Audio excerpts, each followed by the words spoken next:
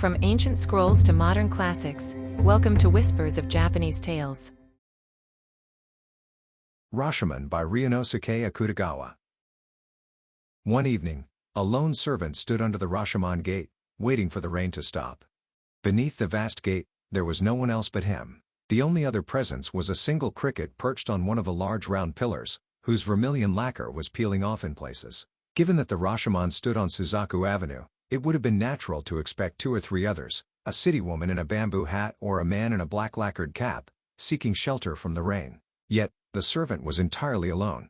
The reason for this desolation lay in the events of the past few years. Kyoto had been plagued by calamities: earthquakes, whirlwinds, fires, and famines, all striking one after another. The city fell into disrepair to such an extent that, according to old records, people would smash Buddhist statues and ritual implements to sell the wood, adorned with red paint or gold and silver leaf, as firewood. Given Kyoto's deteriorated state, nobody paid any attention to the upkeep of Rashomon. Left neglected, the gate became a haven for foxes and raccoons, and later, for thieves. Eventually, it even became a dumping ground for unclaimed corpses. As a result, once the sun set, people avoided the area near the gate out of fear and unease. This desolation explained why the servant found himself alone beneath the gate that evening.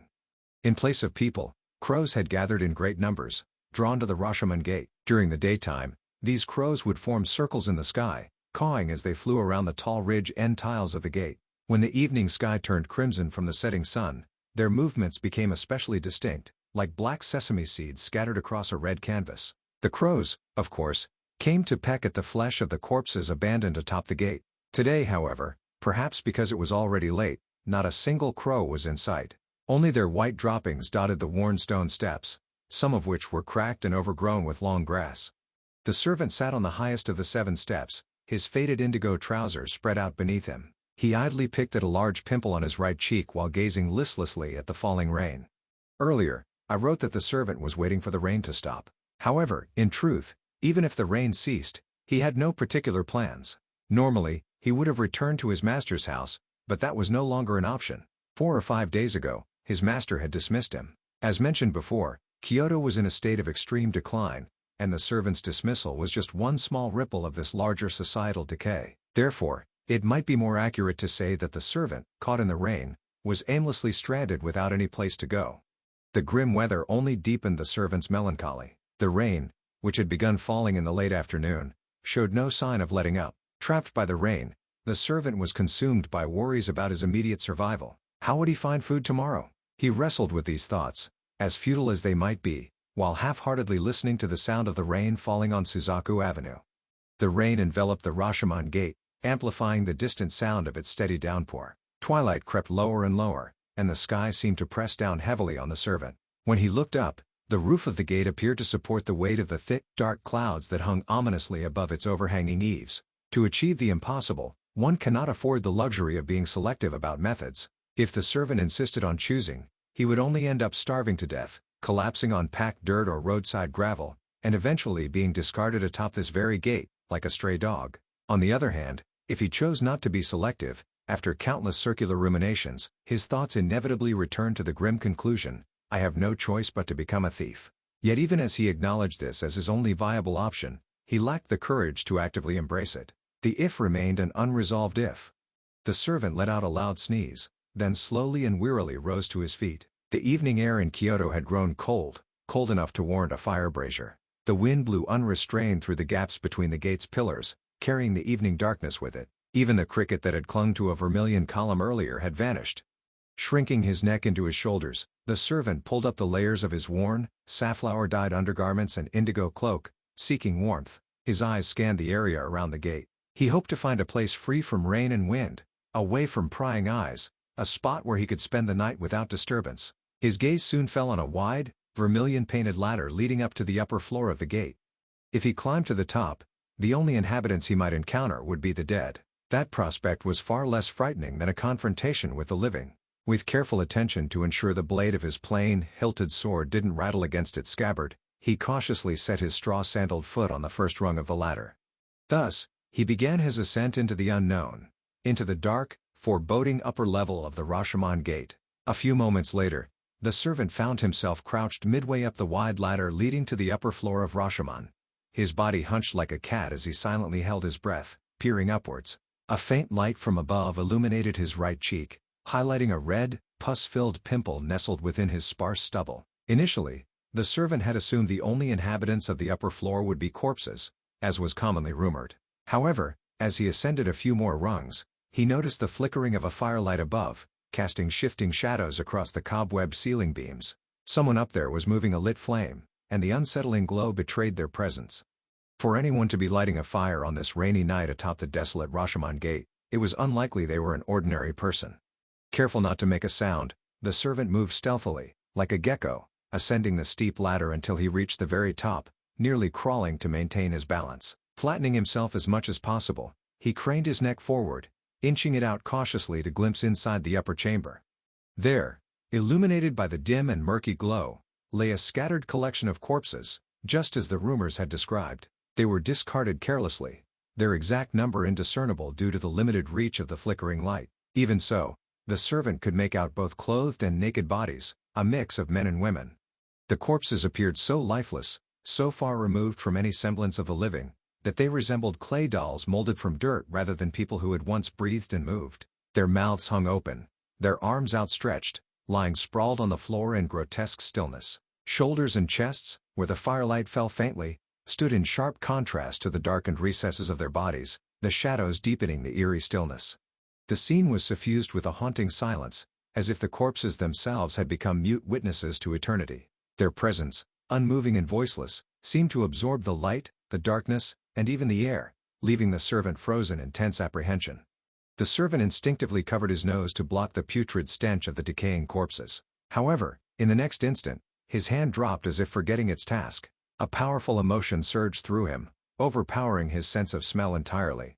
For the first time, his eyes noticed a figure crouching among the lifeless bodies. It was a short, emaciated, white-haired old woman with a monkey-like appearance, dressed in a robe the color of cypress bark. She held a burning pine wood fragment in her right hand, using its flickering light to closely examine the face of one particular corpse. Judging by the long hair of the deceased, it was likely a woman. The servant was frozen, gripped by a mix of 6 parts fear and 4 parts curiosity. For a moment, he even forgot to breathe. To borrow the words of ancient chroniclers, it felt as though every hair on his body stood on end. Then, the old woman inserted the burning pine wood into a gap between the floorboards, securing it there. She placed both hands on the neck of the corpse she had been examining and, with movements uncannily similar to a mother monkey grooming her child for lice, began plucking out the long hair strand by strand. Each hair seemed to come away easily, following the pull of her hands. The surreal and grotesque sight left the servant transfixed, unable to turn away, as the old woman meticulously worked in the dim light amidst the silence of the lifeless bodies. As the old woman continued plucking the hair, strand by strand, from the corpse, the servant's initial fear began to fade. In its place, a growing wave of intense loathing swelled within him, though it might be inaccurate to say the loathing was directed solely at the old woman. Rather, it was a visceral disgust for all forms of evil, a revulsion that grew stronger with each passing moment. Had someone now posed to him the moral dilemma he had wrestled with earlier, whether to starve to death or to turn to theft, it's likely the servant would have, without hesitation, chosen starvation. Such was the depth of his disdain for wickedness, a feeling that now flared within him like the burning pine wood the old woman had wedged into the floor. The servant, of course, had no understanding of why the old woman was plucking hair from a corpse. Without that knowledge, he couldn't rationally judge whether her actions were good or evil. Yet to him, the very act of desecrating the dead by plucking their hair on a rainy night atop Rashomon was, in itself, an unforgivable transgression. He had long since forgotten his earlier thoughts about becoming a thief. Gripping the floorboards with his feet, the servant suddenly propelled himself upward from the ladder in a single motion. His hand went instinctively to the hilt of his plain sword as he strode boldly toward the old woman in large, deliberate steps. The old woman, startled, turned toward him, her shock unmistakable. She froze in place, caught in the act, as the servant loomed over her, an embodiment of the anger and judgment that had consumed him. The old woman, upon seeing the servant, leapt back as if launched by a catapult. "Where do you think you're going?" the servant shouted, blocking her path as she stumbled over the corpses in her frantic attempt to flee. Despite her panic, the old woman tried to push past him, but the servant forcibly shoved her back. The two grappled silently for a time amidst the scattered bodies, their struggle wordless yet intense. From the outset, however, the outcome was inevitable. The servant, stronger by far, eventually seized the old woman's frail arm and twisted it behind her, forcing her to the ground. Her arm, bony and thin as a chicken's leg, offered little resistance. "What were you doing? Speak. If you don't, you'll regret it." The servant barked, shoving the old woman aside before drawing his sword from its scabbard in one swift motion. The blade's gleaming white steel glinted before her wide eyes. But the old woman said nothing. Trembling violently, her hands quivered, and her shoulders heaved as she gasped for air. Her eyes, bulging so far from their sockets that they seemed ready to pop out, remained fixed on the blade before her. She refused to speak, her silence as stubborn as her fear was palpable. Seeing this, the servant became acutely aware, for the first time, that this frail woman's very life hung entirely on his whim. The realization doused his fiery anger, cooling his rage into a state of detached calm. In its place came a quiet satisfaction, a sense of authority, as if he had completed some grand task. Lowering his voice slightly, the servant looked down at the old woman and spoke more evenly. "I'm no officer of the law, nor a servant of the Imperial Police. I'm just a traveler who happened to pass through this gate. I've no intention of tying you up or handing you over to anyone. All I want is to know what you were doing up here. Tell me, and that will be enough." His tone was steady, neither harsh nor gentle, but resolute as he held his gaze firmly on her, waiting for an answer. The old woman widened her already intense gaze, her sharp eyes, red-rimmed like those of a predatory bird, fixed unblinking on the servant's face. Her lips, nearly merged with the wrinkles around her nose, quivered as if chewing on something unseen. Her thin throat moved visibly, the pointed Adam's apple rising and falling. From her mouth came a voice, rasping and uneven like a crow's cry, carried on her strained breath. "I plucked this hair. Yes, this hair," she said, holding up the long strands she had torn from the corpse's head. "I thought I'd make it into a wig." The servant was momentarily disappointed by the mundanity of her answer, but this disappointment was soon replaced by the cold resurgence of disdain, tinged with a quiet but sharp contempt. His expression must have betrayed his thoughts, for the old woman, still clutching the strands of hair, began mumbling further in a croaking, almost toad-like voice. Yes, I know. Plucking hair from a corpse is no doubt a wicked thing. But let me tell you something. These corpses here, they've all done things that make this seem like nothing at all. Take this woman, the one whose hair I was just pulling. She used to slice snakes into 4-inch pieces, dry them out, and sell them as dried fish to the soldiers of the guard. If she hadn't died of the plague, she'd still be doing it now, I'm sure. And let me tell you, those guards loved her dried fish. Said it tasted so good, they'd buy it as soon as they could. Do I think what she did was wrong? Not at all. She only did it because otherwise, she'd have starved to death. It was survival. Nothing more. And me? What I'm doing is no different. If I don't do this, I'll starve too. That's why I'm plucking hair. If this woman could forgive herself for what she did to survive, then surely, she'd forgive me too for doing the same. Her words carried a crude logic, a justification woven from desperation. The servant listened silently, his left hand resting on the hilt of his sheathed sword, while his right absently touched the red, swollen pimple on his cheek. His expression remained impassive as the old woman spoke. Yet as he listened, something stirred within him, a courage he had lacked earlier as he debated his fate beneath the gate. It was a courage wholly unlike the boldness he had felt when he captured the old woman. This was something new, something far darker. By the time she finished, the servant no longer wavered between starving to death or becoming a thief. Starvation was no longer even a consideration. It had been pushed entirely out of his mind. "So that's how it is," he muttered, more to himself than to the old woman. When the old woman finished her story, the servant sneered, his voice dripping with mockery as he pressed her further. Taking a step forward, he abruptly released his hand from the pimple on his cheek, seized the old woman by the collar, and snarled with a biting tone. "Then you can't blame me if I strip you bare. After all, I'd starve to death if I didn't do it."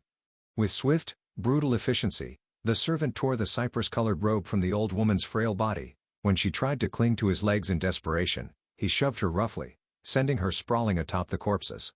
The latter was only 5 steps away. Clutching the stolen garment under his arm, the servant descended the steep ladder in mere moments, vanishing into the depths of the night. Not long after, the old woman, who had been lying motionless among the dead, slowly raised her naked body. Uttering faint, croaking sounds that hovered between a murmur and a groan, she crawled toward the mouth of the ladder, guided by the dim, still flickering light of the fire. Reaching the edge, she peered downward, her short white hair hanging limp and disheveled. Below her, there was only an impenetrable abyss of darkness, the vast, black void of the night. The servant's whereabouts remained unknown to all. Until we meet again, may the stories of Japan inspire your days. Don't forget to like and subscribe for more tales.